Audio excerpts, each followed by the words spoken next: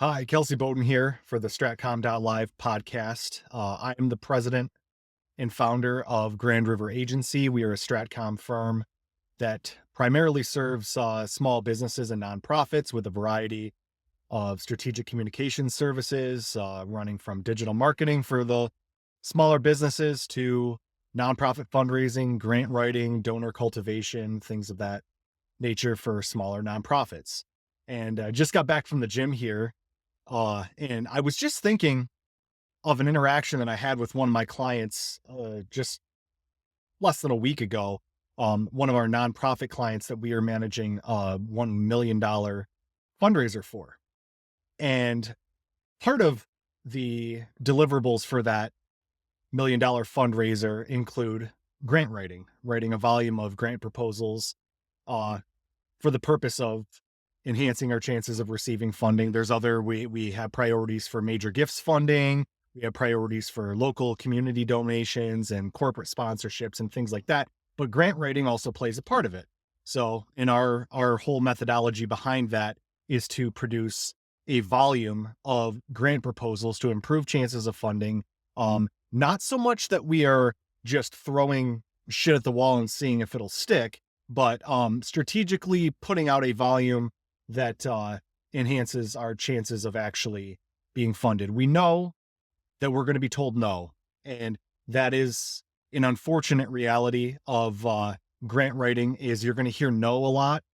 I always equate it to um, a good success rate for grant writing. I would say, depending on the funding source, of course. There are some where you're like virtually guaranteed to get funded, but if you're working with other, you know, private foundations and charitable trusts that are receiving a large number of proposals and can only fund a limited number of them, they have to turn away more than they fund.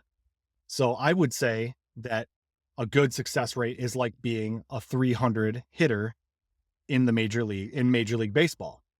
You fail 7 out of 10 times, but you succeed 3 out of 10 times and you're a Hall of Famer. So that's my own personal opinion on it. Again, those are numbers based on the funding sources that we typically look at, which don't typically include,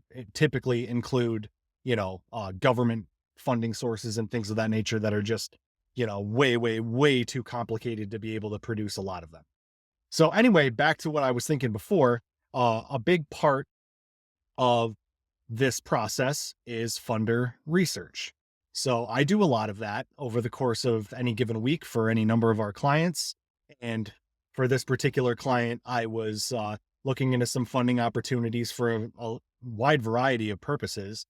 And I submitted 5 summaries. I call them NOFOs. They're notices of funding opportunities. It's just a 1-page document that makes it very easy for busy nonprofit executives and board members, decision makers, basically, to make a decision on whether or not to actually apply for this grant. So I lay out in a very succinct way all of the nuts and bolts of this grant opportunity.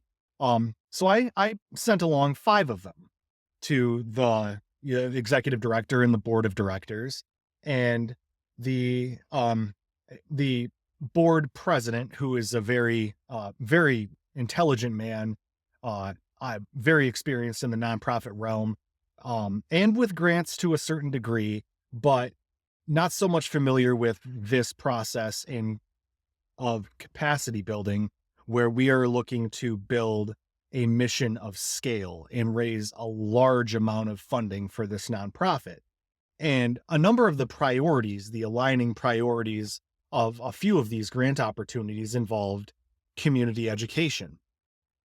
And he responds that, well, we don't do that. They are in the business of community service. I'm not going to say what it is, but community service of some sort. And that's what they do.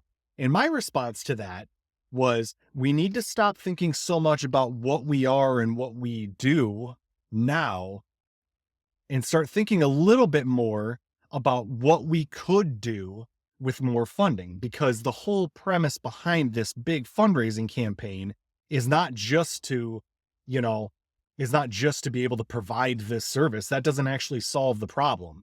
The idea behind it is to build the organizational capacity to solve the systemic issues that cause this problem in the first place, you know? So my argument back was, think more about what you could do. And I'm not talking about mission creep in seeking funds for the sake of seeking funds and pushing your mission way out of alignment with what you currently do. But if it's something that you could do that is tangential to your operations that will help the overarching vision of your nonprofit organization, that's something I believe that you should go for. And community education might just be a part of that. So I gave a couple examples. I'm like, could you hire, basically, like with many nonprofits, they're dealing with people who are living in poverty. So could you use a portion of that funding to hire a financial planning consultant to come in and give a series of free, of maybe not free, but because something's going to be paying for it, of consultations on household budgeting, uh, and preparing to do whatever you have to do on a limited budget, getting out of debt, those sorts of things that would help the people who routinely visit this organization to perhaps not have to rely on them anymore.